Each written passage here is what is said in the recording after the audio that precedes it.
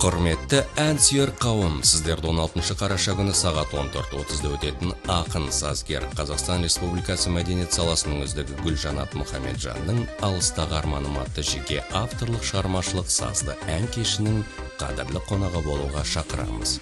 Атаулы кешке белгілі эстрада жұлдыздары арнайы қонақ болуымен қатар, еліміздің түпкір-түпкірінен келетін өнерпаздар өнер көрсетеді. Қазақстанның әрбір аймағынан кешке ән айтуға үміткерлер мына байланыс нөмірлерге 8-707-897-51-51, 8-707-557-1297 номерлеріне хабарласуына болады.